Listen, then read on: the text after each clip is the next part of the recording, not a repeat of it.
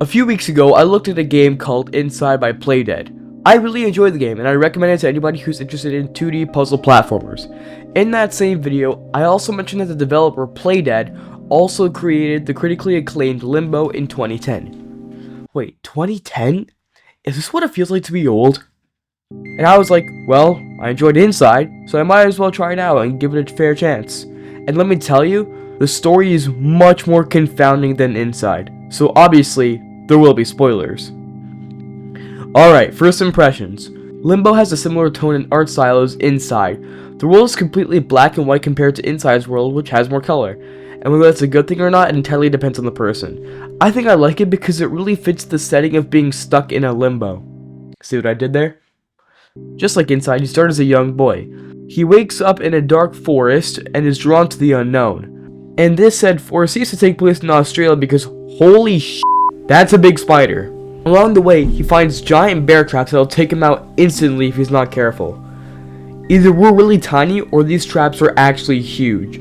Oh yeah, remember that spider I mentioned? We actually fall victim to the spider and it traps us in its cobwebs.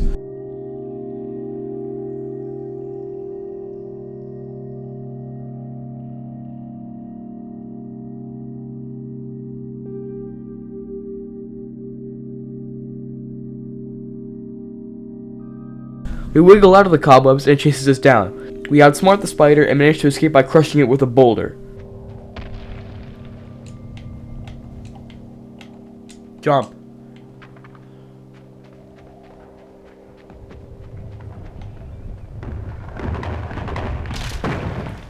Ah. We then board a sailboat to bring us to another island with a bunch of mechanical traps. And these mechanical traps do a minuscule amount of trolling. Bro, that's so obvious. Oh. I thought that was the button.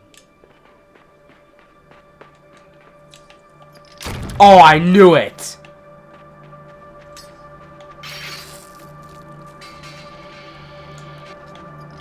Oh my...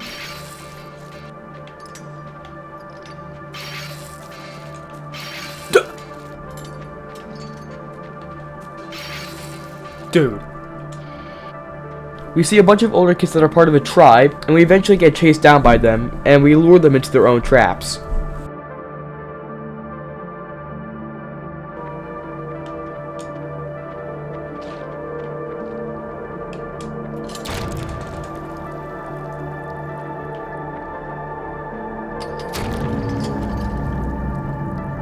There's also this recurring mechanic where there are these mind-controlling maggots that attach to our head and they force you in a different direction. If it enters light, it forces us the other way. The other way to get rid of them is finding these, things that bite it off our heads. It's honestly kind of annoying, but it is there to make platforming more challenging. We then lure this dog, hamster thing, I don't know what the hell the thing is, to use this hamster wheel to power up a gear in the background. This makes rain fall from the sky for some reason, but it is used to fill up some water for puzzles. This is also a great time to mention that if you're submerged in water for even a millisecond, you drown instantly. Which doesn't make sense from a gameplay perspective, but it'll make sense later. Don't worry, we'll get to the story. On the back of that, there are several puzzles that make you use boxes to float up to the top of the rooms that are filling with water. And these are pretty cool, I guess. Eventually, we find the remains of a hotel. The puzzles here revolve around electricity, and if you step on the white lights while it's activated, you get electrocuted and die.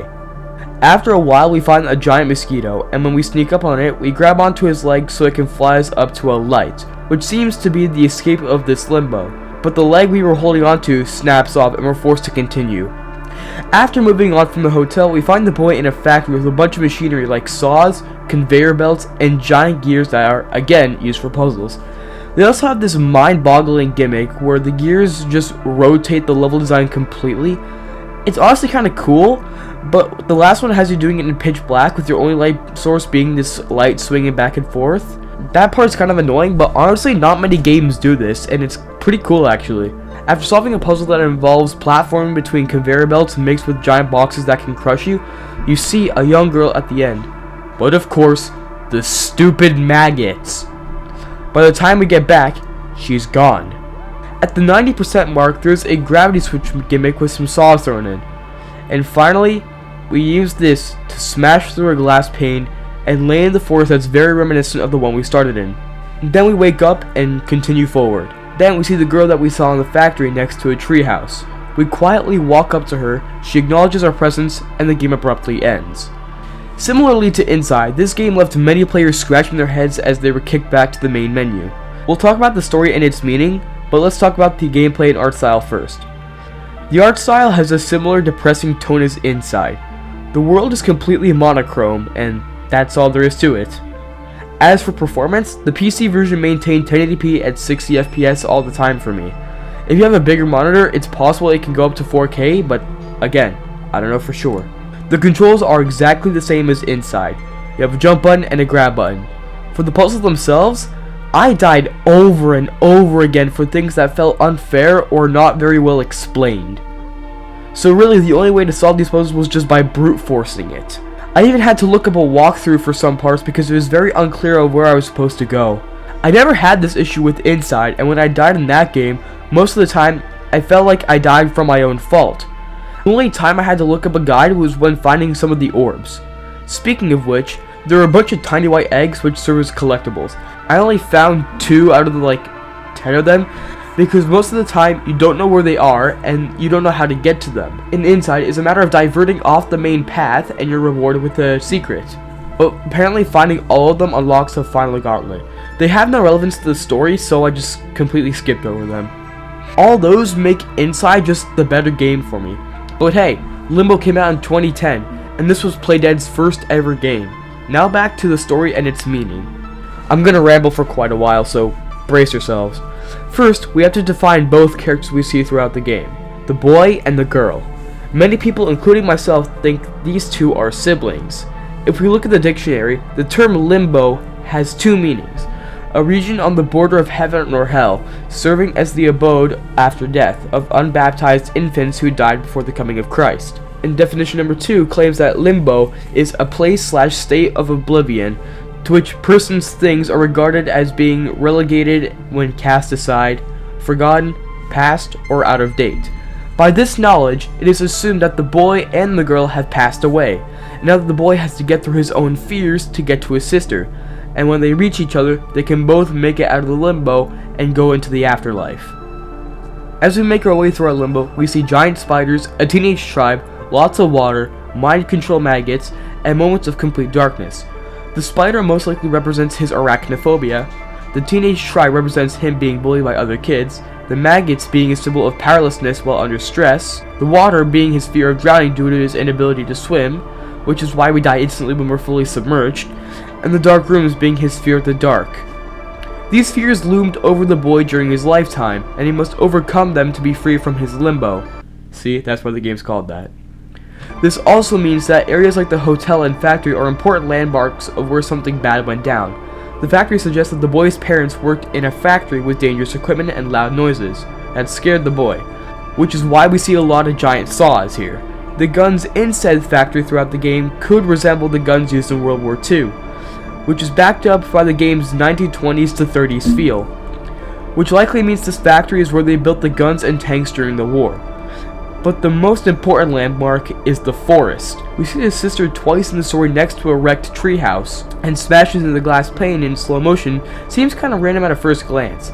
This is where many people make different theories, so I'll explain the ones I believe. The shattering of the glass pane probably symbolizes a car crash, and him flying out of the windshield. And building off of that, there are 2 possibilities. The boy and the girl were the only survivors, and they went to their old treehouse because that's a landmark they both know. So they meet up and climb up to the treehouse, but the ladder breaks and they both die from the fall. Or 2, the boy did not survive the car crash, but the girl did, and she was burying the corpse of his brother. But after that, she died from the fall as the ladder broke again. When walking up to the girl, the game abruptly ends because it is believed at that exact moment, the boy escaped his limbo and proceeded to heaven or hell. After beating the game, in the main menu, it shows the treehouse in ruins, with the siblings being nowhere in sight, but 2 sets of bugs circling around 2 spots underneath the treehouse.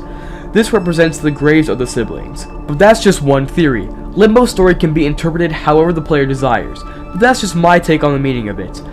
I also have a ton of footage for videos, but only use like 20% of it for reviews, so I'm going to start putting some edited down highlights of my playthroughs on my second channel, Highlights929. Thanks for watching. If you enjoyed, leave a like on the video. It's free and you can always change your mind later. If you want to see more from the channel, consider subscribing and joining my Discord server. I put out announcements for certified members when another video is in the works. Thanks for watching, and I'll see you next time. Bye!